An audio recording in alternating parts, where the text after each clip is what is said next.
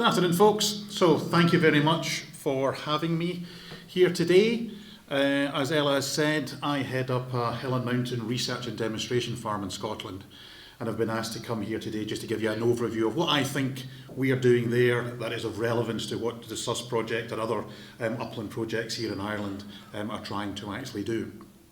Before I do that though, Declan asked that I give a bit of context. I know we're just across the other side of the sea from you, but just to set Scotland and what we're doing in Scotland in a bit of context. So actually, with less than 10% of Scotland's agricultural land is capable of growing crops. About 20% of Scotland's agricultural land is capable of growing good quality dairy and grassland. But 70% of Scotland's agricultural land, the purple or the pinky purple on that map of Scotland there, is rough grazing. It's poor from a livestock grazing perspective. And that's where our mountains are and our landscapes of mountainous vegetation. So if you think of a mountain like what we were up yesterday as having things with pointy bits on it, then 40% of Scotland is mountainous. But because of our latitude, the further north and west you go, we get mountain vegetation because of the soils, because of the climate, occurring all the way down to sea level. So 70% of Scotland is mountainous or of mountainous character. And that's why SRUC and all its previous guises formed a Hill and Mountain Research Centre 55 years ago. And that's what we're actually doing. I put the forestry harvesting down in the bottom right just to remind me to say that currently about 19% of Scotland is under some form of woodland and forestry. Most of it, about 3/4 of it, is some form of non-native conifer plantation. Most of it occurs currently within part of that purple area on the map, with big concentrations in the southwest, in Dumfries and Galloway, and also down in Argyll. But as I say as we go through the presentation, we are looking at a wide range of upland land management, because you can't separate out in the mountains of Scotland, or indeed anywhere else in Europe or the world, you can't separate out agricultural aspirations from conservation aspirations, from woodland and forestry aspirations, etc., etc. And that's our research farm, or part of our research farm. And one of the challenges that we have here, it's big, we're 2,200 hectares. We go to the top right-hand side there, we go to over 3,000 feet, and we get between 2.5 and 3.5 metres of rain per year. And as Faith was saying earlier on, the vast majority of our grazing resource, because it's been grazed for so long, centuries, by sheep, is actually mat grass. And it's not that great a grazing resource for livestock, particularly for sheep. So that's one of the challenges. The wider policy challenges, I hope you've seen these before. These are what's called warming stripes. So this one is for Scotland. Every column is a year from 1884 through into the most recent one on the right-hand side is 2021. The darker the red, the more the temperature, the higher that temperature was in that year compared to the long-term average. So hopefully you can see to the right-hand side, we have been in climate change within Scotland, as in elsewhere in the world, since at least the mid-1990s, if not before. That is driving a lot of policy considerations in Scotland. Similarly, we're in a biodiversity crisis. This is not regionalised as yet. It's relatively hot off the press from colleagues in the Living Planet Index. But this is a similar stripe. Again, it's only going from 1970 on the left-hand side to 2018. The greyer the column, the more biodiversity has been lost. On average, it's about 60% of biodiversity across the globe has gone, has disappeared. We're in a biodiversity crisis. Again, that is driving a lot of policy decisions in Scotland, as well as I would hope elsewhere. And just to put that into sort of context, in the uplands of Scotland, just using birds as an example, we are seeing huge declines in birds like dotterel, like black grouse, like curlew. And even on the Aglionby land associated with those hill farms, huge declines in kestrels, lapwings and oystercatchers. That is forming the biodiversity crisis, the climate emergency, that's forming a policy imperative within Scotland. And prior to Brexit, no doubt like anywhere else, or most other places across the EU, as we were in back then, agricultural policy was a bit, well, let's just keep things stable, let's just keep things simple, let's just keep on doing what we've been doing. But both the recognition of the size of our biodiversity crisis, the size of our climate emergency in Scotland, and Brexit has meant that there's been a big shift in Scottish Government policy aspirations, not necessarily policy per se as yet, but policy aspirations, to actually do more for that and get farmers to be actually doing more from a biodiversity perspective and a climate mitigation and adaptation perspective. For the last 4 years, we've had a whole variety of groups and subgroups and blah, blah, blah, blah, blah, all going. Most of those are sort of farmer-led. At the moment, there's been lots of groups where the farmers have been actually saying to Scottish Government or working with Scottish Government, trying to help set the sort of policy direction. And on the bottom left-hand side, we now have, you might not be able to read it, you might not want to be able to read it, the Agriculture Reform Implementation Oversight Board, bit of a mouthful, who for the last 2 years have supposed to be setting the direction of travel and developing the policies from 2024 onwards. What they have said in Scotland, unlike other parts of the component parts of the UK, in Scotland, the Scottish Government want to retain basic payments, the Pillar 1 type equivalent, to farmers. Because they understand in our much more mountainous environment that is a big, important income source from a farmer's perspective, or a crofter's perspective as well. But they've committed to actually developing greater level of what they're calling environmental conditions on receipt of at least half of that basic payment.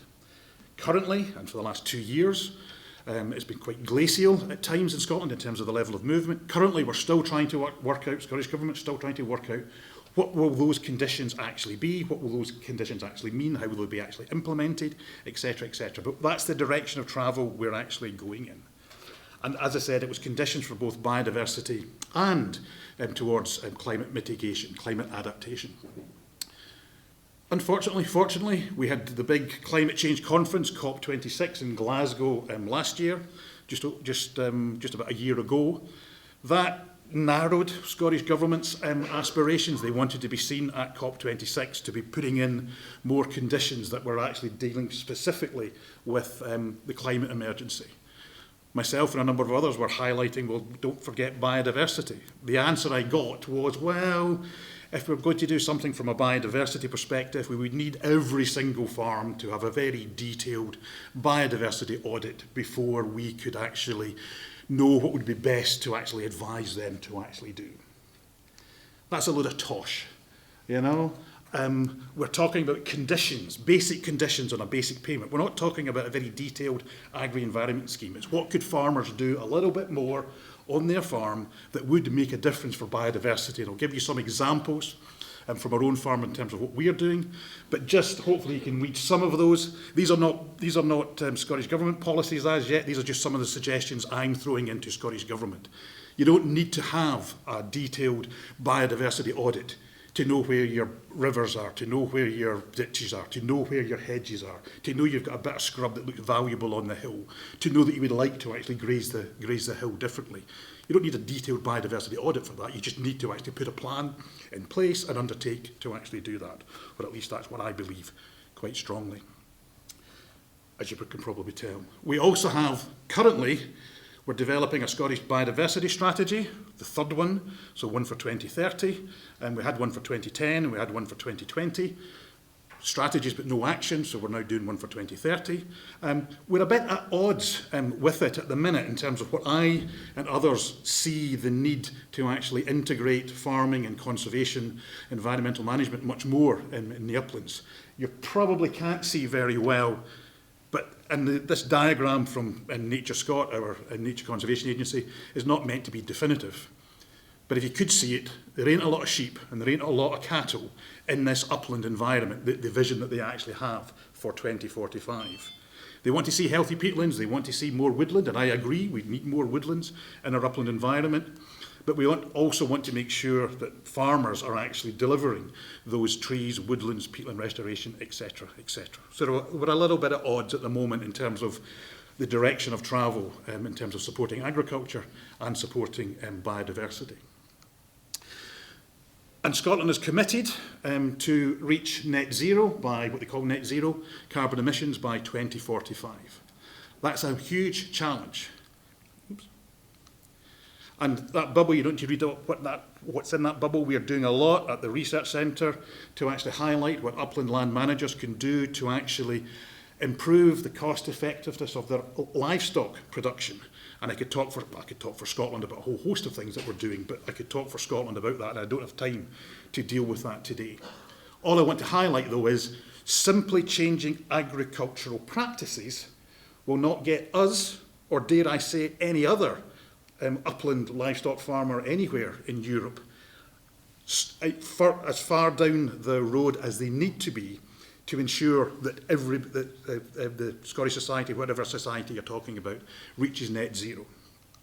We need our upland land managers to also engage in biodiversity management, flood mitigation, peatland restoration, and woodland creation.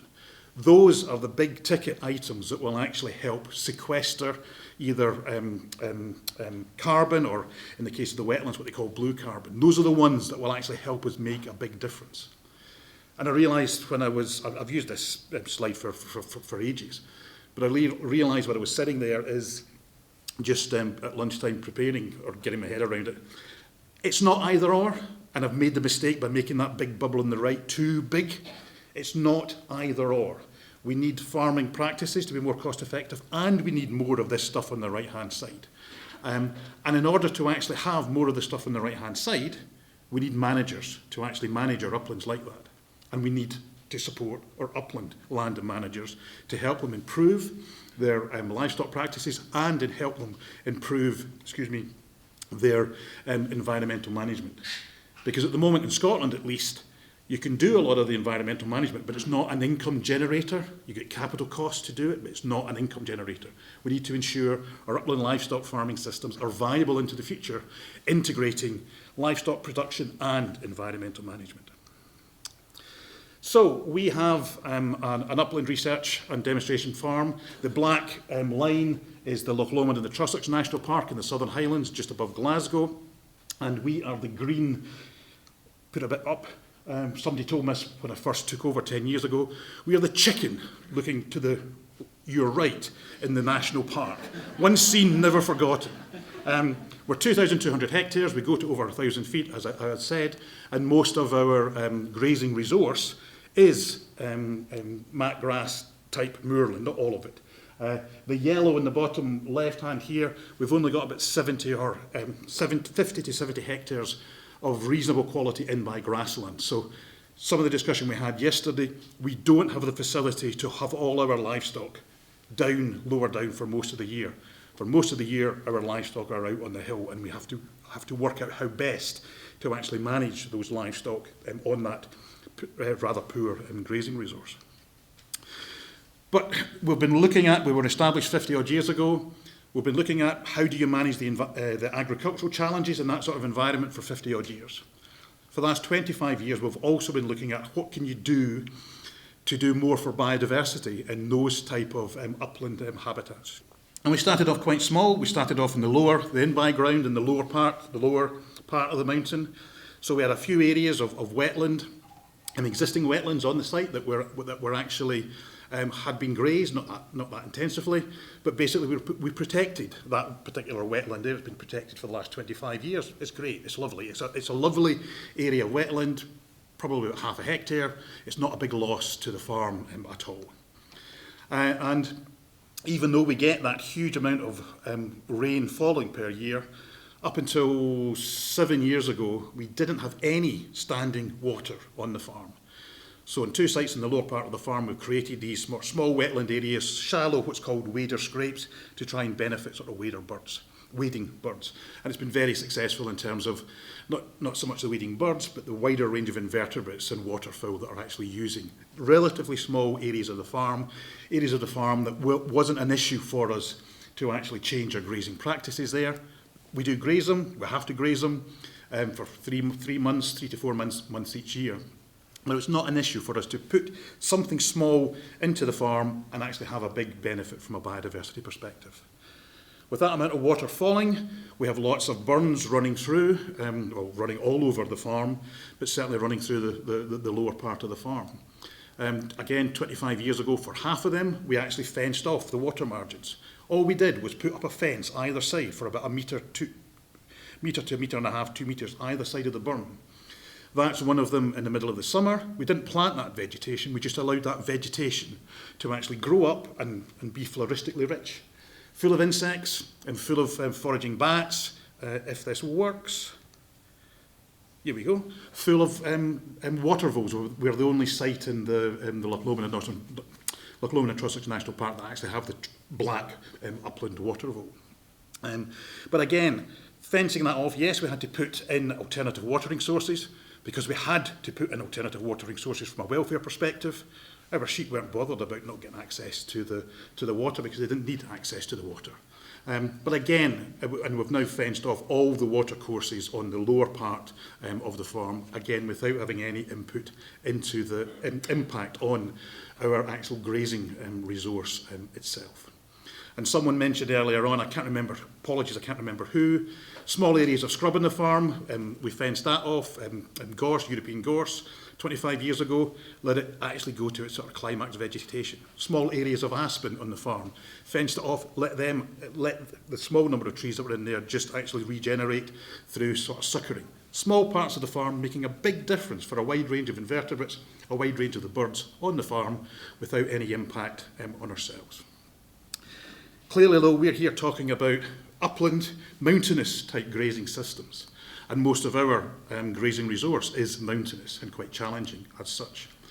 So 23 years ago, we actually chose, it's a much deeper and bigger gully than what we saw yesterday, but we planted it we planted 40 odd hectares. We fenced it off and we planted 40 hectares plus of native deciduous vegetation. We did that for two reasons. One, we were planting over 200 hectares much, much higher up the mountain, and so we wanted to ensure there was what's called connectivity. Any wildlife that wanted to move to the woodland way up the mountain had a channel that it could actually move through. But also from an agricultural perspective, that gorge, and it's a gorge more than a gully, was a real pain in the backside for the shepherds trying to actually gather sheep off the hill. They would get into that gorge, they would turn back, they would get hidden, etc., etc. So the shepherds were really happy when we took the decision to fence off that gorge and actually plant it with woodland. And you can see the picture there. When was that? Last year, in all its sort of glory. It's a proper, well, we would regard it as a proper woodland. As I said, we also planted 200 hectares further on up in the bowl of a big highland glen. And I'll show you the species list in a second. But we weren't creating a woodland. We were looking to create a silvopastoral system. We wanted to actually create woodland at that altitude. It's between 1,500 feet and 1,800 feet, so quite challenging in our sort of environment. But we wanted to create a woodland there that we could then put the livestock back into, so there was also open areas for them to graze, but they could benefit from the shelter at that sort of altitude, and we would be able to we would look to measure the actual production benefits of doing so, as well as the additional benefits, that environmental benefits that actually accrue. 23 years down the line, we have trees in there, as you can see. You can't tell, most of them are only about this high. We can't put the livestock in. The colleagues that took the decision to do that large-scale project 23 years ago were very ambitious. It hasn't failed, it's just going to take a lot more time than they originally envisaged to allow us to actually get to a state where we can put our livestock in. And, you know, there'll be some of you in the audience that will be sort of really want to know all the ins and outs of the trees. I put this one up. Down on the bottom, yellow on the bottom, right there, nearly 500,000 trees were planted in that area. So it was a not insubstantial sort of undertaking. So the trees are there, but we can't put, well, we could put the livestock back in, but it would damage the trees. It'll be some time before we can do that. But nevertheless, it's the understory vegetation that's really benefited. We're protecting that area from grazing by sheep, but also grazing by deer. And deer is a big issue for us and others in Scotland, as those on the field trip yesterday would have heard. And so we've gone from a mat grass dominated community to having a lot more tall herbs and dwarf shrub sort of vegetation within that. And we're actually looking at that part of the farm, not just from an environmental perspective, biodiversity perspective. We're now measuring whether what's happening in that glen compared to the grazed glen next door, whether that dense understory vegetation is actually holding back water more than the glen next door. We're the headwaters of the Tay. We're interested to know if more people did something like that in our sort of environment, might that help alleviate some of the flooding that happens much, much further downstream and down the Tay and other parts of Scotland. We've talked a lot about peatland restoration already, so I'll skip over this quite quickly. The purple areas, that's where peatland occurs in Scotland. We've got a lot of it. 2 million hectares of it. 80% plus of peatlands in Scotland are currently degraded, and we're looking to, Scottish Government are looking to actually restore as much of those peatlands as possible, as soon as possible. If we can plant as many trees as we want, we can improve our livestock management practices as much as we want. If we don't get the peatland restoration right, we will never reach net zero by 2045.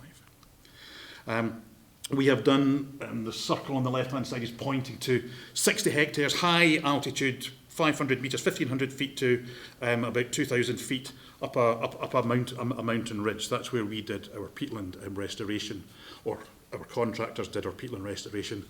I'll show you these. These are the different techniques that's been used, but most of them have been talked about this morning. But again, without upland farmers engaging in peatland restoration in Scotland and elsewhere where the peat is degraded, that is where the big win is in terms of really stopping greenhouse gases emitting into the atmosphere, stopping the peat drying out, allowing it to re-wet, allowing it to become a functional sort of wetland habitat again, and again stopping the dry peat getting into the watercourses and causing a lot of sedimentation and issues in drinking water catchments for Scottish Water, in our case, trying to actually spend millions of pounds taking the peat out of the water so that it looks pristine rather than brown before people actually drink it. But again, we're talking here about sort of grazing systems in the uplands. So the weather, the topography, diseases, basically once you get up into the mountains, the low pasture productivity that we've actually heard a lot about already this morning, and the knock-on effect on what that means for our animals, the livestock that's actually grazing that, all means that these are very challenging environment within which to actually raise livestock, and sufficient livestock to actually make an economically viable income for upland farmers and crofters. Again, we've heard much about this. Some people saw it yesterday, others have talked about it this morning. Very acidic soils in the uplands, very poorly drained soils in the uplands, all impacting on the type of vegetation that can occur there. All impacting on the productivity. Less than 3 tonnes of dry matter, per hectare per year, up in these sort of environments. Much of that being either of low digestibility because it's sort of shrubby type vegetation, or unpalatable, as Faith was saying earlier on. And in our case, because our livestock, or most of our livestock, have to be up there for most of the year, that creates a big issue for us in the winter, because the fine grasses and the forbs that do exist up there, they've already been eaten out by then, and there's very little else for the animals to eat. Bracken's a toxic plant. It's not an issue for livestock when it's actually standing, but if you cut it, then it can be an issue. We also have an issue across much of Scotland, I'm sure down the west coast of Ireland. I'm not sure, Faith, about here in the east, but I don't see why it shouldn't be here in the east. This plant called bog asphodel. It does what it says on the tin. It's a plant that occurs high densities in bogs. But if sheep eat the bog asphodel or something around the bog asphodel, it interferes with their liver function, and you end up with them getting what's called photosensitized. Basically, in acute cases, they die, their liver function just ceases. In chronic cases, the chlorophyll that's in the plants that they're eating gets into their bloodstream, it's not excreted, and they get highly sensitized to UV light. In this instance, hopefully you can see the right-hand ear has gone. In severe cases, the wool along the back goes, it gets high levels of sunburn, and if left untreated, the animal will actually die. And that's actually a big issue for us in Scotland, across large parts of Scotland. another factor impacting on the productivity of the or the potential productivity of our upland sheep systems. Not going into this in any detail, it's just an example. So this is mat grass as it currently is. Will not stay the same necessarily. It will change, any vegetation type, whatever it is, will change over time, depending on what the grazing pressure is. There's a whole host of other factors will influence it as well, but you know, low grazing pressure, high grazing pressure will dictate what direction of travel that particular vegetation type now will actually take. And that's, the processes are understood, as a number of people earlier on today have said, but some of the processes will take time, so it's not always easy to get it right for what you want to try and achieve. But as Declan, I think, said, because the processes are slow, if you manage to see it's going in the direction you don't want it to go, you can then try and actually intervene to get it going elsewhere. The difficulty is, on these upland grazing systems, it's not just mat grass that occurs on its own. There's a whole variety of other vegetation types, often occurring in close proximity to each other, that all have their own dynamics, their own different ways of moving, if it's high grazing intensity or low grazing intensity or no grazing intensity. That makes grazing the uplands much, much, much more complex, or trying to decide how best to graze the uplands much more complex than a low ground ryegrass field. And you know, I come from a hill farm in Scotland. I've been working on these type of mountainous systems in Europe for 35 years, probably more years than I care to remember. In all those countries of Europe, mountain farmers are thought of being sort of backwards and slow. They have to actually manage these sort of grazing systems. They're actually having to use their intelligence a lot more than Joe Blogg's low ground grassland or arable farmer, because they've got a lot more challenges to actually deal with. And this is just an example. That's only 120 hectares. There's about 22 different vegetation types there, but it's just across that 120 hectares. That is the mix of the vegetation types that's there. It's quite, a lot of them occurring in close proximity, a lot of them with different dynamics, a lot of them will react differently to the same type of grazing pressure. And just letting livestock loose into those, livestock don't graze uniformly across an area. There's a whole host of factors that will dictate whether, where and when livestock will go, even in a mixed grazing system like that. So it's complex. You know, everybody talks about moorland management plans. We've got a moorland management plan.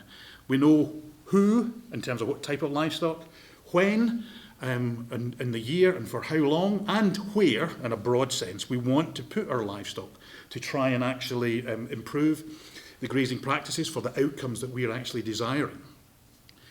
Our problem is those dotted lines on the map in red are dotted lines. They're not real fences. They're a bit like many of the examples we saw earlier on. It's very difficult to actually, it's easy to understand how you might want to influence the grazing. It's difficult to make it actually happen in practice because of everything I've said earlier on. We're a bit behind the curve. Unfortunately, we've had no fence collars for our cattle for the last 2.5 years. We just weren't allowed by our chief veterinary officer in Scottish Government to actually use them until this summer. We probably won't go into the discussions about that because otherwise I'll get very angry. But also, I think it was Brian earlier on mentioned Wicklow. They'd looked into sort of grazing practices, grazing challenges way back in the sort of the 2000s. Similarly, after 2005, when CAP support changed, we saw a huge decline in the number of livestock in the hills and uplands of Scotland.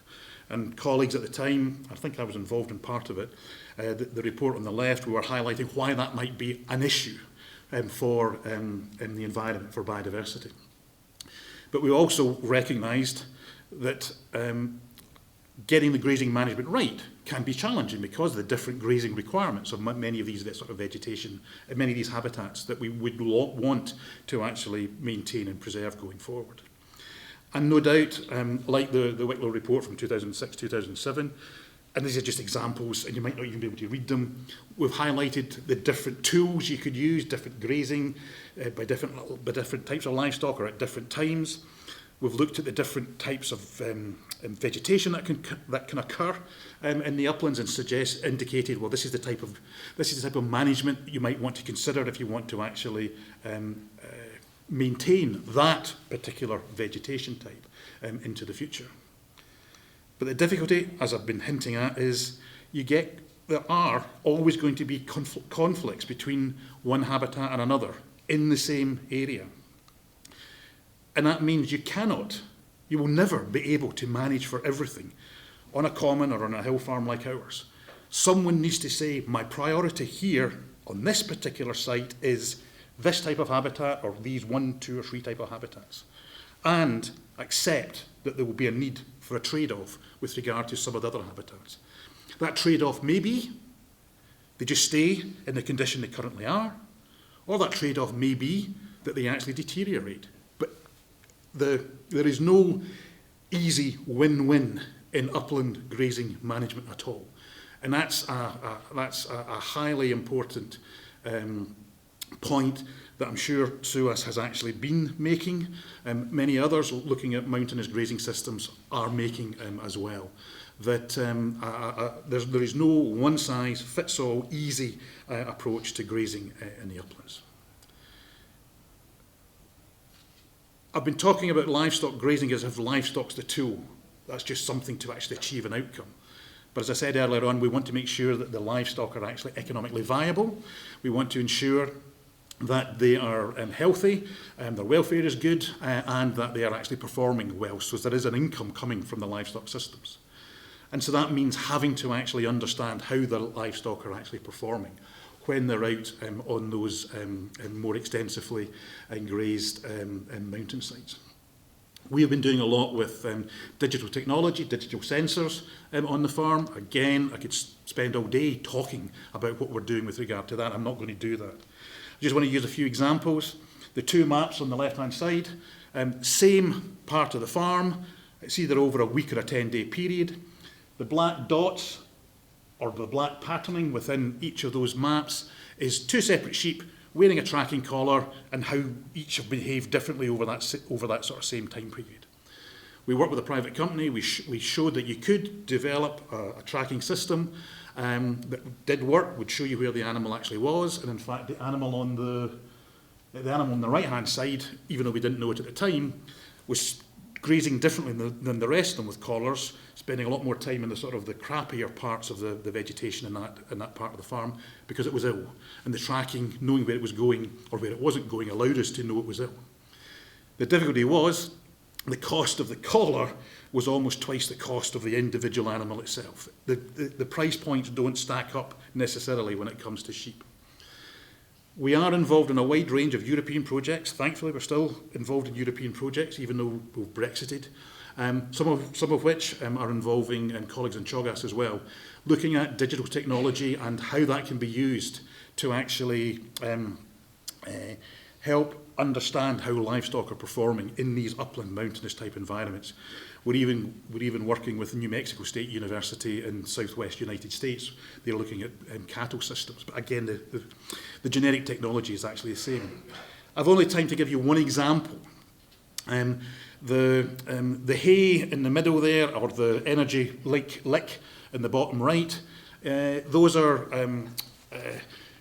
elements that we put out onto the hill to ensure that our livestock, particularly during the winter, are getting the food or the energy sort of input that they actually might need. Where we are, I use a euphemism, things come over the bridge into the farm, they come at a cost. We don't make hay, we have to buy it in. We don't make those red energy lick boxes, we have to buy that in. That comes at a severe cost to us. Putting a tracking collar on all of our sheep to know where they are and whether they're using that foodstuff or not would come at a severe cost. What my colleagues are doing, working with other partners, they've turned it on its head. We don't necessarily want to know where every sheep is, we just want to know who's coming to the feed, or more importantly, who's not coming to the feed. So the expensive bit of kit is that grey bit on the feed ring or the grey bit on the post. That's the thing with the whistles and bells. That's what records everybody that comes near that during the winter. The sheep on the left-hand side is a Bluetooth beacon, cheap as chips. That's not a commercial, it's just basically hung on a piece of string. All our livestock grazing, that part of the farm, I've got these Bluetooth beacons on them. They come close to the actual feeding site. They'll be recorded individually who's there. And the top graph is the number of animals that were coming at different times over a 5 or 6 day period. We can drill into that and see who is actually coming to the food and how regularly. More importantly, as far as I'm concerned, we can drill into that and work out who isn't coming to the food at all. And if they're not coming to the food, but are otherwise performing well, they're raising at least one good lamb off that hill, then why do we need to put the food up there? Those are where we want to put our focus in terms of breeding and selection into the future. To date, we've put our focus on selecting those that perform well in terms of lamb production and how those lambs perform, but that's in an environment where they've been fed out in the hill. We're trying now to actually drill further in who somebody said it either yesterday or earlier, trying to identify who is best suited to be out in that environment, grazing what they've got available to them out there without the need for as much additional supplementary food. Reduces the cost at our end, helps actually increase the economic viability of what we're trying to actually achieve. Declan uses 4 R's. I talk about my 4 F's, which gets my wife really concerned because she knows how much I could swear at times. But don't worry at all. My 4 F's are to do with focus. And by focus, I mean being clear what you want to achieve. And that's not being clear that we heard it yesterday. We've been told for 5 years to put sheep on. We've been told for the previous 5 years to take sheep off.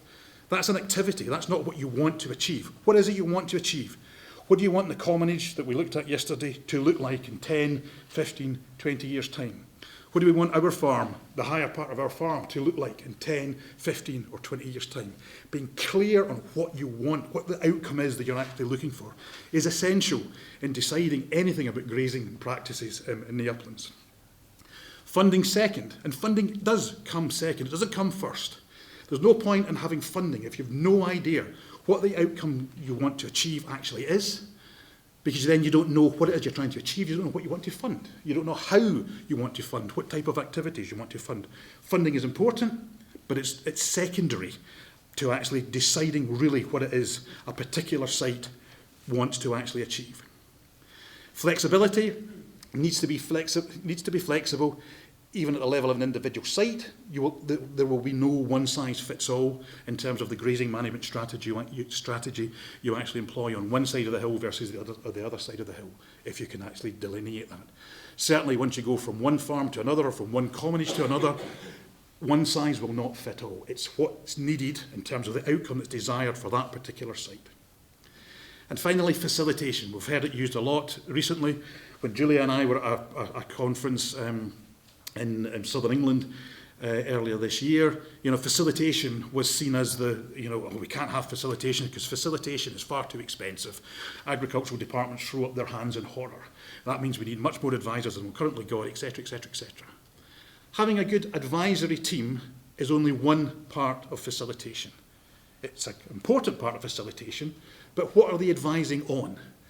Actually, the knowledge and the skill sets, the places to actually take farmers who are wanting to actually understand and learn what they're being asked to do is just as important. Having guidance documents, having training, having the ability to actually go and see, yes, and you'll all be more than welcome to come and we'll host a visit at our farm, but just as importantly, you might want to go to somewhere else in Ireland where they've been tackling some of these issues and learn from the pros and cons of what they've found to do. Facilitation is just allowing exchange to actually happen, exchange of information. And facilitation could also just mean making some funding available. Not necessarily annual funding for everybody. It might just be enough to actually allow an individual farmer or a group of commoners to actually invest in a bit of kit, a bit of technology, a bit of training or whatever to actually get them and move them from one plane to another. You probably gather this is another Scottish Government scheme. They like long-winded, unintelligible names to everything they do. The Sustainable Agricultural Capital Grant Scheme was offered to all farmers in Scotland for a wide variety of to buy a wide variety of kit. The weigh crate and auto drafter, second in from the left-hand side, that we've been using now as best practice on the farm, tells us a lot very quickly about how individual animals are growing, performing, whether they're losing too much weight, etc. That was the main bit of kit that capital grant scheme allowed upland farmers to request and invest in. And it was called a grant scheme, but basically they could get up to £12,000. And back then, you could buy that for £12,000.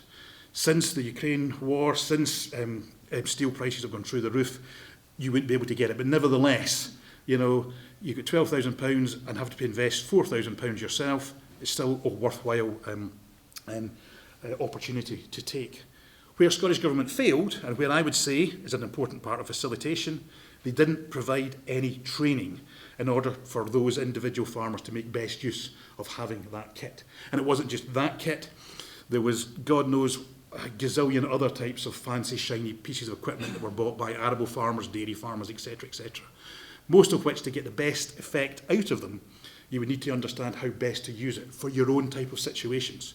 Without training, I would say advisory service is important, guidance is important, going and seeing things is important. Training is essential. It's not to say that the farmers are dumb or don't know what they want to do, it's just that you're asking them to do something different or to use different technologies or different approaches that they haven't used before. Everybody needs training. I'm a professor, but I've been trained over the last 40 odd years to be able to stand up in front of you and say what I'm saying. I didn't just sort of pop out, in 1965 knowing all that I know now. So training, I think, is essential to be part of any sort of funding package going forward into the future. So just finally, we are by necessity asking a lot of our uplands in Scotland and elsewhere. We're asking for them to actually still produce agricultural products. But we're also asking them to produce biodiversity, we're asking them to produce peatland restoration, we're asking them to manage the uplands properly for water quality. But we're also, in Scotland, but I heard also this morning, in Scotland, I would predict going forward, we will be paying our farmers or supporting our farmers or rewarding our farmers as much to manage water quantity in the future as we will for actual biodiversity or agricultural production. The trick will be to ensure that they can be rewarded for managing water quantity in a way that also produces biodiversity benefits and allows them to actually have agricultural practices, maintain agricultural practices in between them. We do need to measure things though. People hold up their hands in horror when I mention data. Data is just information. If you want to know if you're going down the right direction or not, whether it's agricultural production, performance, health, welfare, environment, you need to be able to measure it. And you need those measurements to be simple, to be transparent, and to be repeatable. You only know if you're going in the right direction if you have at least 3 dots of time frame. Knowing what condition the commonage is in today, and it's going to take you 20 years before you know how that condition is changed is no good. You need to actually put things on a much shorter time frame than that. So metrics and ways of actually understanding whether we are moving in the right direction for anyone's site is going to be important. As I said, more than welcome to host visits by any groups to the farms.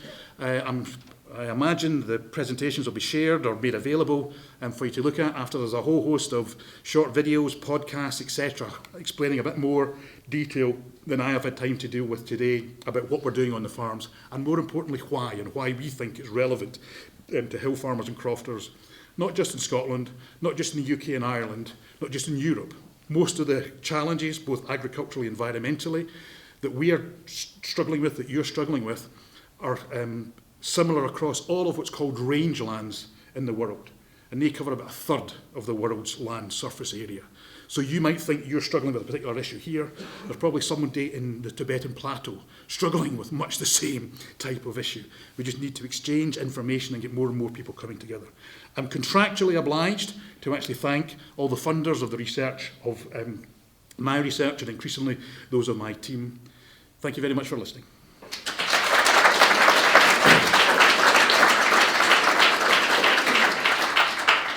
Davy, thanks a million. Any quick questions?